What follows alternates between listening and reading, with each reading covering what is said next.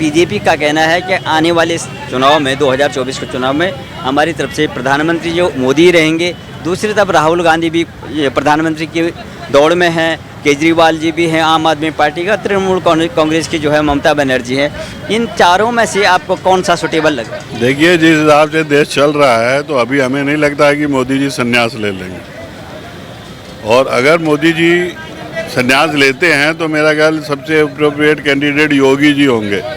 Kejriwal, Rahul Gandhi, they don't deserve for the prime minister candidate. जो अपनी party नहीं संभाल सकते हैं वो देश क्या संभालेगा? इंडिया को संभालने के लिए हमारे को मोदी जैसे शख्स की ज़रूरत है। राहुल के बारे में क्या कहा जाए बताओ। अब राहुल जी ने जहाँ पे भी बोलते हैं वो कुछ सोच समझ के तो बोलते नहीं हैं। ऐसे आदमी का नाम सुधारने से क्या फ़ायदा है जिसको प्रधानमंत्री बन ही नहीं सकता हो। जो मोदी जी ने काम किया ऑल ओवर इंडिया के लिए किया, हर पर्सन छोटे से लेके बड़े पर्सन तक सबके लिए किया उन्होंने। मैं लाइक नरेंद्र मोदी जी को करता हूँ। केजरीवाल जी ये सोचे कि मैं देश का प्रधानमंत्री बन जाऊँगा, बट एक वो सपना है उनका। क्या शुभ नाम है आपका? भारत जी, अभी कयास लगाई जा रहे थे कि 2024 में जो चुनाव होंगे ये लोकसभा के, और प्रधानमंत्री ऐसे लगाया जाता है कि इस बार प्रधानमंत्री जो है संन्यास ले लेंगे। लेकिन भारतीय जनता पार्टी ने ये डिक्लेयर कर दिया है कि 2024 में जो प्रधानमंत्री होंगे वो प्रधानमंत्री नरेंद्र मोदी के नेतृत्व में चुनाव लड़ा जाएगा और भविष्य के बीजेपी के प्रधानमंत्री नरेंद्र मोदी होंगे। दूसरी तरफ कांग्रेस पार्टी के उम्मीदवार राहुल गांधी और आम आदमी पार्टी के उम्मीदवार जो है केजरीवाल और तृणमूल कांग्रेस की ये ममता बनर्जी। इसमें आप किसको जो है लाइक करते हैं? मैं लाइक नरेंद्र मोदी जी को करता हूँ। क्यों? उनके अलावा कोई और पर्सन नज़र ही नहीं आ रहा कि मतलब कि इस देश को संभाल सके। जो अभी तक उन्होंने जिस हालात में भी संभाला है उनसे अच्छा संभाला है। इंडिया को संभालने के लिए हमारे को मोदी जैसे शख्स की ज़रूरत है। अच्छा, ये राहुल गांधी क्यों नहीं है? क्योंकि राहुल गांधी हर मोर्चे पे कहते हैं कि प्रधानमंत्री जो है केवल धर्म की राजनीति कर रहे हैं और ये तमाम हामी लोग जो है संभाल सकते हैं। सबसे ज़्यादा हमारी पार्टी ने जो है सरकार दी है। राहुल के बारे में क्या कहा जाए बताओ। अब राहुल जी ने जहाँ पे भी बोलते हैं वो कुछ सोच समझ के तो बोलते नहीं हैं। जो भी बोलते हैं अच्छा बोलते हैं, फिर भी कहीं ना कहीं अटक जाते हैं। तो देश संभालने के लिए तो ऐसा शख्स नहीं चाहिए ना जो प्रैक्टिकल में देश संभालने के लिए, उससे भी तो चाहिए ना कि वो उस तरीके से बोले जिस तरीके से देश को चलाया जाए। अब एक छोटी सी फैमिली तो नहीं है कि 4 बंदों की फैमिली चल पड़ी। यहाँ तो एक देश का प्रैक्टिकल 135 करोड़ लोगों को लेके साथ चलना वो हमारे मोदी जी में है। हमारे नहीं, मतलब कि हमारे सबके। मैं नहीं मानता कि मेरे मोदी जी, हम सबके मोदी जी हैं, उनके बीच में है ये। ममता बनर्जी जो तृणमूल कांग्रेस की जो है नेता हैं, हर बार जो है लॉबिंग करती हैं और सार्वजनिक जो है सर्वदलीय बैठक होती है और वो उनको छटपटाहट है कि मैं प्रधानमंत्री देश की बनूंगी। नहीं, देश के प्रधानमंत्री बनने की तो चाहत मेरी भी है, पर मैं थोड़ा बन सकता हूँ। देश का प्रधानमंत्री तो वो बनेगा जो काम करेगा। ममता बनर्जी ने काम किया होगा, अपने बंगाल में किया होगा, केजरीवाल जी ने काम किया होगा, दिल्ली में किया होगा। जो मोदी जी ने काम किया ऑल ओवर इंडिया के लिए किया, हर पर्सन छोटे से लेके बड़े पर्सन तक सबके लिए किया उन्होंने। तो मेरा ख्याल है कि अगर मैं वोट दूंगा तो मोदी जी को दूंगा। तो आपको क्या लगता है कि जिस तरह से जो है कई समस्याएं हर जगह देखो आप, चाहे लोकसभा की बात हो, सड़क से संसद तक, हर जगह जो है विपक्ष एकजुट हो जाता है मुद्दों की बात में। जब भी मुद्दे होते हैं या कोई भी मुद्दा होगा, अगर प्रधानमंत्री जो है कोई भी काम करते हैं सब उनका अपोज करते हैं और इस मुद्दे पे जो है सारी विपक्षी पार्टियाँ एकजुट हो जाती हैं उनके विरोध में। और ये भी नहीं देखा जाता है कि हरा पाएंगे, तो भी नहीं हरा पाएंगे, नहीं हरा पाएंगे, क्योंकि मोदी जी ने वो किया है जो आज तक कोई नहीं कर पाया। शायद अच्छा किया या बुरा किया वो लोग आप सोचो, ठीक है ना, पर मेरे नज़रिए से अच्छा किया। कांग्रेस वाले तो बोलते हैं कि हमारी सबसे ज़्यादा जो है सरकार रही है, ये तमाम महंगाई हो गई है, ये हो गया। क्या वो होते तो महंगाई ना होती? क्या वो होते तो आज मतलब कि जो चीज़ें आज परसों 50 रुपए की थी आज 70 रुपए की हैं, वो होते तो ना होती? हो सकता उनके होते वो 70 की चीज़ 100 की होती, फिर वो क्या जवाब देते, किसको क्या जवाब देते हैं? अंतर्राष्ट्रीय लेवल पे कितना काम हुआ वैसे प्रधानमंत्री के नेतृत्व में? जिस तरह से हमारे देश की शाख विदेशों में किस तरह से देखते हैं आप? आप खुद देखो ना, हमारे प्रधानमंत्री जी ने जो पहले मनमोहन सिंह जी थे या कोई भी और भी थे, XYZ जो भी प्रधानमंत्री जी थे, 28 बार देश की विदेशों की यात्रा करी हैं, और इतना खर्चा करने के बाद उन्होंने क्या किया, और हमारे प्रधानमंत्री जी ने सिर्फ 86 दिन विदेशों में लगाए और कितनी कंट्रीज़ घूम के आए। उन्होंने हमारे देश के लिए क्या लेके आए, क्या दिया, तो ये तो सब जानता है, जग जानता है। उन्होंने पैसा वेस्ट किया, इन्होंने अपनी एनर्जी वेस्ट करके लेके आए। मैं कोई बीजेपी का समर्थक नहीं हूँ, बट जो प्रैक्टिकल है वो बोलना ज़रूरी है कि अगर उनके पास, अगर वो सोचे कि केजरीवाल जी ये सोचे कि मैं देश का प्रधानमंत्री बन जाऊँगा, बट एक वो सपना है उनका। देखिए, आप एक स्वस्थ नागरिक हैं और एक समझदार हैं। ये जो फ्री की जो रेवड़ी बट रही है देश में, चाहे कोई भी पार्टी हो, तो उससे कितना विकास होगा? क्या इसमें विकास संभव हो सकता है? इसमें भले केजरीवाल जी का एक इंटरव्यू हमने सुना था, उन्होंने कहा था कि राजीव गांधी जी या इंदिरा गांधी जी वो पहले टाइम पे होते थे 100 रुपये निकलते थे एक आम आदमी के लिए, तो उसके बाद 85 रुपये ख़त्म हो जाते थे, 15 रुपये पहुँचते थे। मैंने उन 85 रुपये को इकट्ठा करके जनता में बांट दिया। तो उन्होंने कहते मैंने कौन सा गलत किया, मैंने किसी की एक्स्ट्रा एनर्जी या एक्स्ट्रा मैंने बर्डन नहीं डाला किसी में, और मैंने वो पैसा वहाँ से घुमा के सीधा डायरेक्ट पब्लिक के पास कैश ना देके रिसेंटली मैंने उन्हें अपना उनको सब्सिडी के तौर पे पहुँचाया। तो गलत तो नहीं है। तो इस वजह से अगर वो सच है तो, अदरवाइज अगर वो सच नहीं है तो मैं भी कहाँ से पैसा ला रहे हैं, कैसे कर रहे हैं। ईडी जांच चल रही है, स्वास्थ्य मंत्री जो है ईडी की गिरफ्त में है। देखो लाइफ है ना, प्रैक्टिकल में अगर राजनीति की लाइफ है ना, तो ये चीज़ें चलती रहेंगी। ईडी वाले भी लगे रहेंगे, सारे लगे रहेंगे, पर हमारे देश की क्या, ऑल ओवर वर्ल्ड की राजनीति देख लो, सब जगह यही हाल है। आज हम अगर एक राजनीति के तहत अगर अपनी लाइफ को गुजार रहे हैं, तो राजनीति में अगर हमें राजनीति से नफरत है तो दूर रहो राजनीति से। अगर राजनीति के अंदर बहुत अच्छा है तो जाओ और अपना प्रैक्टिकल में काम करो।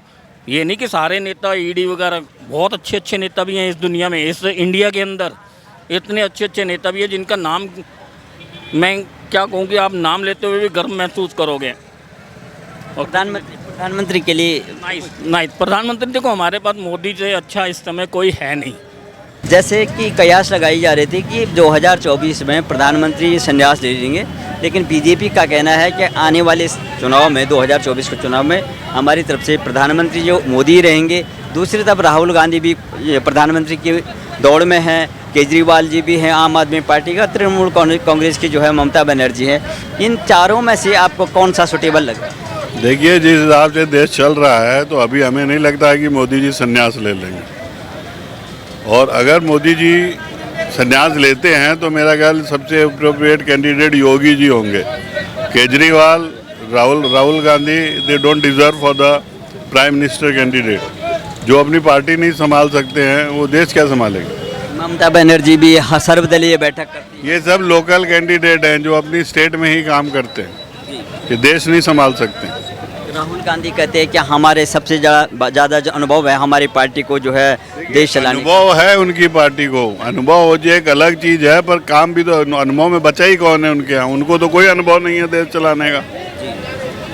और उनकी पार्टी को जो अनुभव है तो उनको वो काम नहीं करने देते जिनके पास अनुभव है। तो जिनके पास अनुभव है तो उनको काम भी तो करने दें ना, तभी तो देश चलेगा। कहने का मतलब है कि परिवारवाद जो है, गांधी परिवार हट के जिनके पास अनुभव है वो लोग काम करेंगे तो देश चलेगा, चाहे वो कांग्रेस हो चाहे बीजेपी हो। पर जिनके पास अनुभव नहीं है वो चाहते हैं हम प्रधानमंत्री बने और लोग हमारे नीचे काम करें, तो कैसे देश चलेगा? तो सड़क से संसद तक जब भी कोई नीति या कोई भी पॉलिसी या कोई भी प्रधानमंत्री कोई काम करते हैं तो उनका विरोध जो है एक व्यक्तिगत विरोध को लेकर के पूरे देश का हित को भी जो है नज़रअंदाज कर दिया जाता है। देखिए, विरोध हमारे देश की सबसे बड़ी विडंबना जो है वो ये है कि जो हमारी अपोजिशन पार्टी होती है ना, वो हमेशा बस विरोध ही करती है। चाहे वो अच्छा काम हो उसका भी विरोध करेगी, खराब काम हो उसका भी विरोध करेगी। तो विरोध करना तो अपोजिशन का काम है, उन्होंने तो देश के बारे में सोचना नहीं है कुछ। तो आपको किस बातों से, किन मेन जो है प्रधानमंत्री मोदी के किन नीतियों से आप प्रभावित हैं कि जो कि आपको जो है इन सबको नेगेटिव कर दिया आपने? और देखिए, ऐसा नहीं है कि हम बीजेपी के समर्थक हैं या मोदी जी के समर्थक हैं या कांग्रेस के अपोजिशन में। प्रधानमंत्री मोदी जो देश को आगे ले जाना चाहते हैं, जिस हिसाब से उन्होंने विदेश नीति बनाई है, जो आज हमारी इमेज फॉरेन कंट्रीज में है, उस सब से ही देश आगे जाएगा। जो हम इंफ्रास्ट्रक्चर डेवलप कर रहे हैं, जो सड़कें बना रहे हैं, एयरपोर्ट्स बना रहे हैं, जब तक हमारे पास इंफ्रास्ट्रक्चर ही नहीं मजबूत होगा तो हमारी देश तरक्की कर ही नहीं सकता। और उस सब के लिए मोदी जी काम कर रहे हैं, और वो जो काम शुरू करते हैं उसको ख़त्म भी करते हैं। पहले होता था केवल शिलान्यास होते थे, उद्घाटन हो जाता था, समाप्ति होती नहीं थी। तो वैसे उद्घाटनों का क्या फ़ायदा? आज हम पिछले 5 साल 10 साल में देख रहे हैं कि जो चीज़ शुरू होती है वो कम से कम अंत तो होता है उसका। सड़कें बन रही हैं, हाईवेज बन रहे हैं, तो उन सब से देश को, गाँवों को फ़ायदा ही होगा। गाँव के लोग शहर में जुड़ेंगे, मार्केट जुड़ेगा, आपकी जो उपज हो रही है गाँवों में वो शहर से जल्दी पहुँचेगी, अच्छे मार्केट में पहुँचेगी। बाहर से अगर फॉरेन इन्वेस्टमेंट आना है तो वो भी यही सब चीज़ें देखेंगे कि हमारे देश में सुविधा क्या है। अगर सुविधाएं हैं तो बाहर से इन्वेस्टमेंट भी आएगा, लोगों को रोजगार मिलेगा, ये सब चलेगा ही। जैसे जो इंफ्रास्ट्रक्चर आपकी बात कर रहे हैं, तो ये विपक्ष कहता है कि जितने भी योजनाएं या परियोजनाएं आज जो ये रिबन काटने का काम हो रहा है, ये सब हमारे जो है कॉन्सेप्ट हैं, ये कैश कर रहे हैं, रिबन की बात सही है, भी हो सकता है विपक्ष सही हो। अगर उनके समय में थी तो उन्होंने पूरी क्यों नहीं की? आपके पास विचार अच्छे हैं पर आपके विचार किसी काम नहीं आए तो उसका क्या फायदा है? अगर विपक्ष कहता है हमारे समय की योजनाएं हैं तो उन्होंने पूरी क्यों नहीं की, इसका कौन जवाब देगा? विपक्ष ही देगा ना। आज अगर वो पूरी कर रहे हैं तो नेचुरली श्रेय उन्हीं को जाएगा जो काम पूरा करेगा। देश में जितना भी शासन अभी चला है उसमें पूरा विपक्ष सड़क से संसद तक यही बात उठा रहा है कि भारतीय जनता पार्टी केवल धर्म की राजनीति करते हैं, हिंदू मुस्लिम करके जो है अपने को सत्ता में रखना चाहती है, और तमाम हर जगह जो है विरोध होता है हर नीति का। देखिए ऐसा नहीं है, वो कांग्रेस भी वही कर रही है अपने राज्यों में, वो वही कर रहे हैं। जब तक हम देश में हर एक नागरिक को बराबर का हक नहीं देंगे, वो पालन चाहे हिंदू हो चाहे मुस्लिम हो, संविधान का पालन सबको करना पड़ेगा। वही भारतीय जनता पार्टी कहती है। तृणमूल कांग्रेस के जो अध्यक्ष हैं और नेता हैं, सुप्रीमो हैं, ये ममता बनर्जी सर्वदलीय बैठक करती हैं और वो कहते हैं कि उनका भी इच्छा है कि वो भी प्रधानमंत्री बने। देखिए इच्छा तो हमारी भी है हम प्रधानमंत्री बने, पर हमारी इच्छा होने से थोड़ी ना हम प्रधानमंत्री बन जाएंगे। अगर आपके अंदर काबिलियत है, ममता बनर्जी के अंदर काबिलियत है, तो देश उनको वोट देगा, वो खड़ी हुए प्रधानमंत्री के लिए, अपना बहुमत साबित करें और प्रधानमंत्री बन जाएं। अगर विदेश नीति की बात करें तो विपक्ष कहता है कि इतना पैसा हर रोज़ जो है, हर महीने प्रधानमंत्री विदेश यात्रा पे हैं, इतना पैसा कहाँ से आएगा? देश का पैसा जो है प्रधानमंत्री विदेश यात्रा पे नहीं जाएंगे तो कौन जाएगा? MLA को भेज दें, MP को भेज दें, ममता बनर्जी को भेज दें विदेश यात्रा। देखिए देश का जो मुखिया है उसको जाना ही पड़ेगा, और उसके बाद काम ज़्यादा है, वक्त कम है, तो हवाई जहाज से ही जाएगा हैं। पर अगर हम उसका खर्चा ही गिनते रहेंगे, उसके फायदे नहीं देखें, तो पहले के प्रधानमंत्री क्या नहीं जाते थे विदेश यात्रा? वो तो अपना परिवार लेके जाते थे साथ में, वहाँ छुट्टियाँ मनाते थे विदेश में जाके। कम से कम मोदी जी छुट्टियाँ तो नहीं बनाते हैं, 1-to-1 मीटिंग करते हैं, बैक टू बैक मीटिंग करते हैं। क्या नाम है आपका? ठाकुर विजेंद्र सिंह सोलंकी नाम है मेरा। प्रधानमंत्री किसको देखना चाहते हैं आप? देखिए भारतीय जनता पार्टी से फिर दोबारा कह रही है 2024 में जो चुनाव होगा और उसमें हमारे प्रधानमंत्री फिर से मोदी होंगे। पहले कयास लगाई जा रही थी कि प्रधानमंत्री अब संन्यास लेंगे, तो अब किसमें कौन होगा? देखो दूसरी तरफ कांग्रेस पार्टी के राहुल गांधी भी हैं, आम आदमी पार्टी के केजरीवाल जी भी हैं, तृणमूल कांग्रेस के जो है ममता बनर्जी भी हैं। इनमें कौन सा आपको अच्छा प्रधानमंत्री लग रहा है? देखिए मैं बीजेपी को अधिकतर सपोर्ट करता हूँ, लेकिन प्रधानमंत्री मुझे अभी भी अगर चाहे तो मोदी जी ही आने चाहिए। वो अच्छा क्यों? क्योंकि वो जो भी फैसला लेते हैं ज़्यादातर सोच समझ के और लोगों के हित में फैसला वो लेते हैं। अच्छा काफ़ी बार देखा गया है कि वो मतलब सबको मौका देना चाहते हैं। मैं ज़्यादातर कहना चाहूँगा ये टूर ऑफ ड्यूटी अभी जो आर्मी में लगी है, टूर ऑफ ड्यूटी, उसके बिहेव पे अगर उनको देखा जाए तो उन्होंने काफ़ी अच्छा सोचा लोगों के लिए कि उसमें सभी को मौका मिलेगा। राहुल गांधी हर मंच पे जो भी उनके काम होते हैं या जो भी उनकी परियोजनाएं होती हैं, जो भी उनकी नीतियाँ, हमेशा विरोध करते हैं राहुल गांधी सड़क से संसद तक। तो क्या लगता है आपको? नहीं देखो, विरोध तो नॉर्मल सी बात है, अगर अपोजिट पार्टी तो विरोध करेगी। अगर आप मेरे अपोजिट में खड़े होंगे तो आप मेरे बारे में गलत ही बोलोगे, अच्छा तो बोलोगे नहीं। खास काम होगा तो उसका अच्छा जो अच्छा काम होता है, जो बुरा काम होता है, वो तो पब्लिक खुद देख रही है कौन सा काम अच्छा है। क्या शुभ नाम है सर आपका? सत्यनारायण। नारायण सत्यनारायण जी, अभी ऐसे कयास लगाए जा रहे थे कि प्रधानमंत्री मोदी अब संन्यास ले लेंगे, लेकिन कल का भारतीय जनता पार्टी का जैसा बयान है 2024 में फिर से प्रधानमंत्री मोदी होंगे, तो आपका क्या ओपिनियन है? उधर से राहुल गांधी भी प्रधानमंत्री की दौड़ में, आम आदमी के केजरीवाल भी हैं, तृणमूल कांग्रेस के ममता बनर्जी भी हैं। आपकी चॉइस में कौन सा अच्छा प्रधानमंत्री रहेगा देश के लिए? वो जो कह नहीं सकते वो चीज़ें दिखाई देती हैं देश के लिए। हाँ, खूबियाँ भी हैं इनमें, लेकिन जो कमियाँ भी हैं सब में है। देश के लिए कुछ ममता बनर्जी भी नहीं है, राहुल गांधी भी नहीं है। ऐसा है ना, अपने सिद्धांत पे इनमें से कोई भी नहीं टिका हुआ, इसलिए कह नहीं सकते कि प्रॉपर अपने सिद्धांत पे कौन है कौन नहीं है, इसलिए कैसे कहेगी अच्छा कौन। आदमी का नाम सुझाइए। नहीं सुझा सकते। अच्छा, हाँ।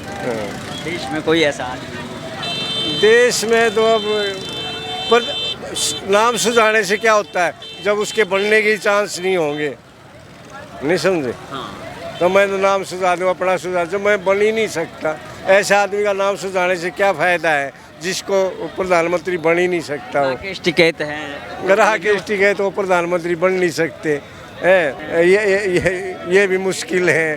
तो हमारे लिए अब क्या कहें, अब नरेंद्र मोदी नज़र आते हैं,